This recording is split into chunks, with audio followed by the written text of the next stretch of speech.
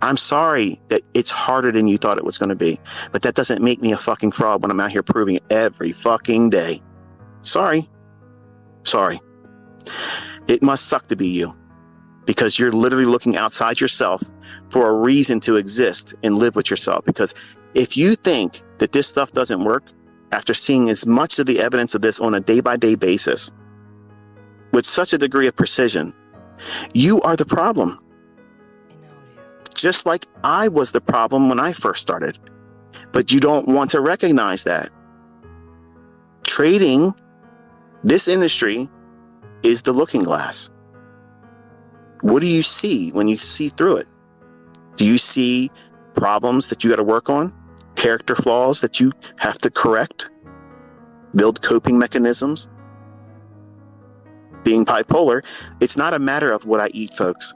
Okay, I appreciate some of you that are sending me that shit, but it has nothing to do with it. It's all in my brain. Okay, I'm literally struggling to be sane sometimes.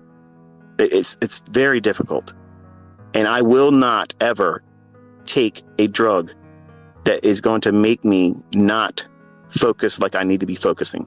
I will live the rest of my life like this, wrestling with it, and it sucks. It does. It sucks. But I will never be medicated. I will not. So, that's the wrestling match I chose to be in. But you're gonna see things through this industry in other people. You're gonna see arrogance when there isn't any justification for it. You're gonna see modesty when they should be beating their chest. You're gonna see folks fail miserably and deny that it was them, not the material, not the concepts that other people around the world are doing the same stuff with it. And well, not the same stuff, but they're using the same concepts and they're making real money, life-changing money. Some of you are new and you haven't had that experience yet. And I will have that interview with you as well. If you're willing to have it, no problem. I would love to continue that part into 2024 and beyond. I'd like to do like a one a week type thing. That way it allows me, number one, to live my life once we get through this, because I don't want to be doing everyday interview, because it takes time to be doing all that stuff. And I don't want to be held to a schedule, but I would love to be able to sit down with one each week, maybe like on a Friday. And, it's an hour long in time. That's what my plan is. And just listen to someone that has gone through it. I would love to see people come in and say, yeah, I thought you were a fucking scammer. I thought you were a scammer and a fraudster. And then, I just figured, I'm going to take this guy's shit and challenge it and prove it wrong. And then now I'm making money, and this is the best decision I ever made. That's the interviews I'm waiting to have. Because I understand. I have a lot of supporters and you guys are making money, and that's wonderful. I really get off. I get my rocks off when I have someone converted. Like, I feel like I've really earned something there. I've gone through a lot of shit over the years and listened to a lot of shit, and willfully put myself in a situation where I'm going to catch a lot of shit, because I'm literally out here demo balling, and I've done it for years. And you can't say anything that's going to hurt me, because I have the goods. I can prove it, and I'm going to do it in your face with a demo account, and you can't find profitability in any of the shit you're doing. So it's been fun for me to do that. And the people that have looked at what I do and look past the things I told you to look past that, if it's real, you'll see it. If it resonates with you, run with it. And if you have the passion to stick with it, you will be profitable. You will fucking make fucking money here. And that's just the way it is. But you have to be here every day, learning what it is that you have to discover is going to be the reasons why you're going to derail. Because you will. And how you react and how you think about yourself, your trading, and this industry, once you experience loss. One of the best things that could ever happen is for you to experience losing an account. What do you say? Yeah. That's the worst thing in your mind that could ever happen right now as a student, right? That's the worst thing. How could anybody say that's the best thing? Because you'll know what it feels like to have one moment where you didn't even see it coming, and then boom, you don't have anything in the account, at least not enough to take another trade. I think every trader needs to experience that, because then you'll respect the risk. What happens if you do blow an account, but you don't respect the risk and you go out there and you just do the same thing with the second one? Here's what you're not observing. What you're seeing in that, but ignoring, is that you are impulsive and a gambler. And that means you have to do some work. You have to correct that. And it's not easy, because you are the person that's driving that. And you're doing it recklessly because you need an outside of you, confirmation. That's why you're doing it. You're trying to do something Olympic-sized, over-leveraging an account, trying to get some kind of big win, so that way you can feel like you are formidable. You can make a lot of money. Look at this. This makes you a good trader. No, it doesn't. It does not make you a good trader. It makes you an impulsive gambler. And guess what? Sometimes impulsive gamblers go to casinos and make a lot of money. But impulsive gamblers don't go to casinos every day or every week or every month of the year and make lots of money. Professional gamblers are not impulsive gamblers. They're calculated money managers, and they're utilizing the cards as what? Their multiplier. They don't know what the next turn on that card is going to be. They don't know what hand's going to be given to them. They don't know. And they embrace that uncertainty, which is the equivalent of us doing what in trading? We don't know what that next candle is going to do. They could drop a bomb somewhere, and boom, the market gaps completely outside what your chart's showing, especially some of you, what I was talking about today in the lecture this morning. You're so zoomed in and you had just a handful of candlesticks. Like, it's only going to move 10 handles at most. Like, you have to have some data on your chart. That's the reason why you're not holding your trades as long, because you have no visibility. You're too close to the forest, or too close to the trees to see the forest. You have your nose on one tree, and the only thing you can see is that bark on that one tree. That's exactly what every YouTuber's doing. There isn't one YouTuber out there that I've seen that has enough data on their chart to make balanced decisions. You're looking at it too close. And when you do get a winner, I'm in your audience sometimes, and I'm thinking to myself, what are you talking about? You're going to close it. What the fuck are you doing?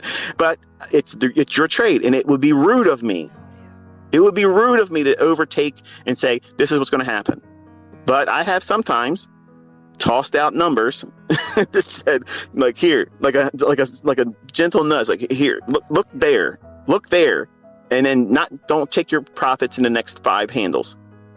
And I don't want to override someone when they're in a live stream, because it's rude, and that's already bad enough when I show up and I try to help someone with their audience and help build them up and tell them, I'm in your audience right now. I'm watching what you're doing.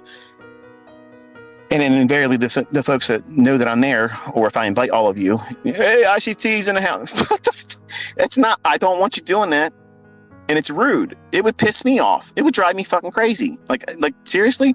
Like, I understand if, somebody showed up in a live setting and they're a celebrity, but I'm not a fucking celebrity.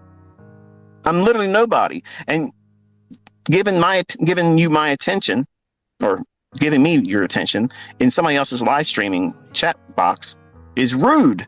That's fucking rude. Don't do that. But these same YouTubers, who I sometimes adore because they are doing something that takes a lot of balls to do it, and seeing them discover themselves in the presence of other people, man, that takes a lot of courage.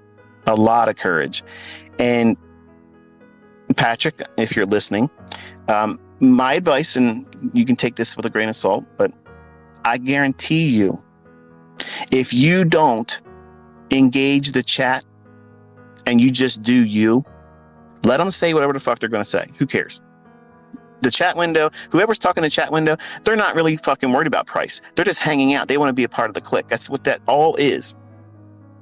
And they're not going to learn anything anyway. So just let them have fun in there. Who cares?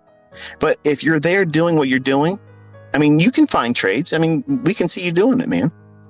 Just focus on what it is you're doing and fuck the bullshit. Don't let them distract you. That's why I will never do that. I can't have a window where people can talk, because I'm going to look at the cars going by and I'm going to chase the right one. That's what they want. They want me distracted. I'm never going to give that to them. I'm not going to do that. And you're easily taken out of gear, bro. And when you lock it down, the best thing you could do is just turn that shit off. Not for the members. Let them go there and talk. That's fine. But you don't look at it. Just have a one-way conversation, man. People are there to listen to you. That's why they're coming. When I show up and I'm in your stream, I'm there to watch you. I'm there, I'm watching you, I'm watching your mannerisms, I'm reading your face, I'm reading your eyes, I'm watching how you talk, I'm watching you fidget around in your chair, I'm watching you shift around, I'm watching you get frustrated when it ain't working, I'm listening to how you talk to yourself. I'm watching all that stuff. To me, it's a social experiment. I'm watching you find yourself, and I'm also watching you wrestle yourself. And this is exactly what I talk about all the time, which is the reason why I invite everybody to go to you. Because if you wrestle all these things that you're competing with inside you, and I hope you're not being offended by what I'm saying here, because I'm saying everything with love, bro. I'm not trying to judge you. Nothing I'm saying here should be viewed as negative. Like, I'm telling you that what you're doing is very courageous. And I'm hoping that you will be successful more than you already are. And I'm hoping that you just consider what I'm saying and just try it out. It might not work for you, and that's fine. I'm not trying to take credit for anything that you do in the future. All I'm trying to do is be a help. That's all. But what you go through and the things that you're experiencing, and then you say, oh, fuck, this fucking trade, that's negative self-talk. And that negative self-talk has such an impact, such a huge impact on what you're going to do. And you're doing it, you're doing it in a setting that's absolutely incredible in terms of difficulty, which takes huge fucking balls. Like, to do that, number one, in front of anybody, in a live audience setting, takes a lot of courage. And if you're trying to discover what it is that you're going to be excelling in as a trader while doing that, and allowing other people to give you feedback, and sometimes what's going to happen. Assholes are going to show up because they suck.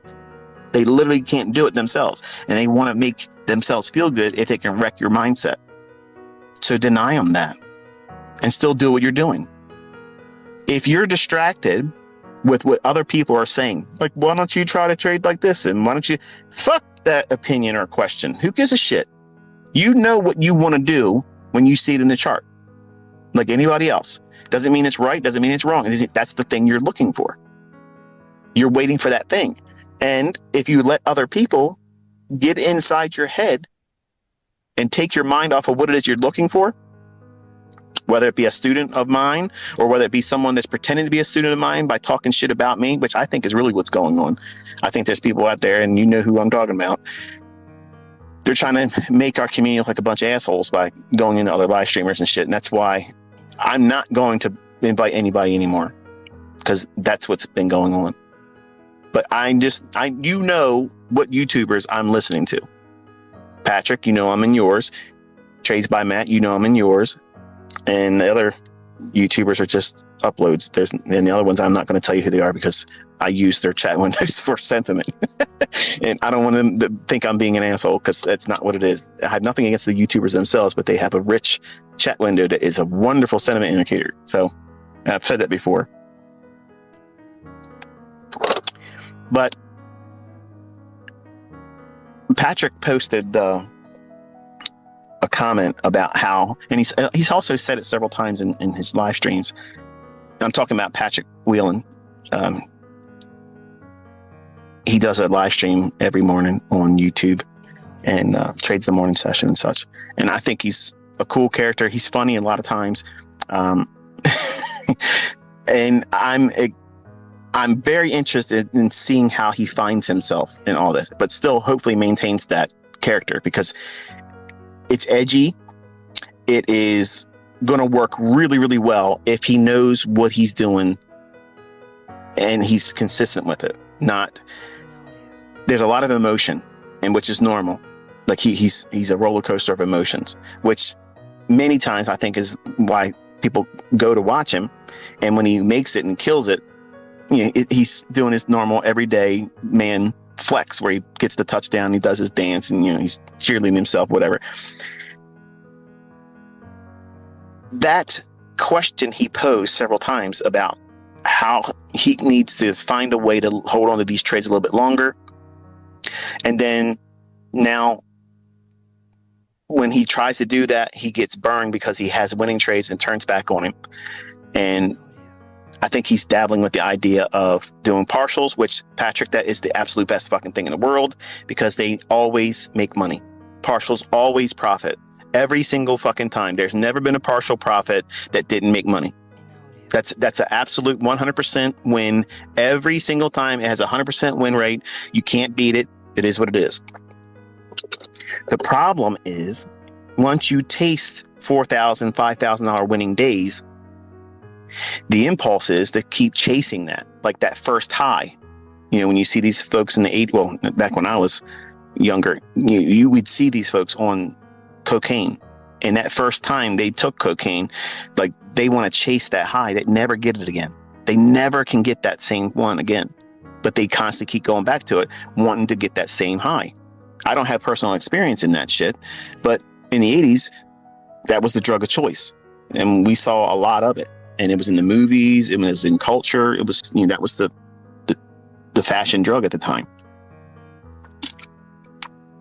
Well, when you're trading and you get that high of a big win, that's a high that you want to get back almost limitlessly. Like you want, as soon as you got out of the trade, you're thinking, man, that was great.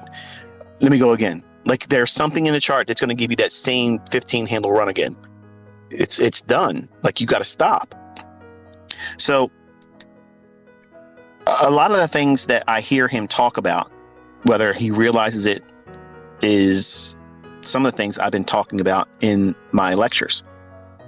I'm using him as like a model to help coach. While I'm not actively saying I'm teaching him, I'm using the things that he's making public as a point of concern for himself or personal goals, or he's reflecting on what he feels he's done incorrectly and wishes he had a way to overcome it. I'm using that model of him and what he's focusing on or contending with. I'm using that in my lectures.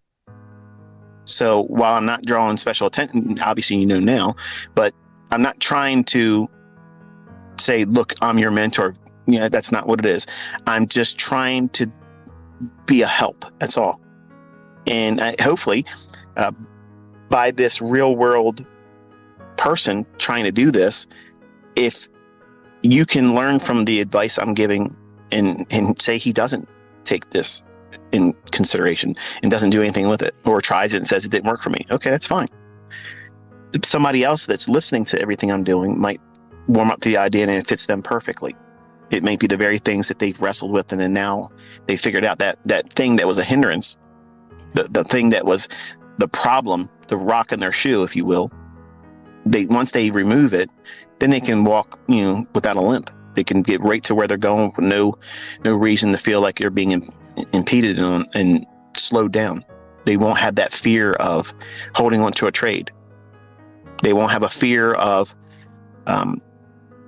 being stopped out, because they know what they're looking for is going to repeat over and over and over again. And it's one thing to have a model that you think is good when you first start finding profitability,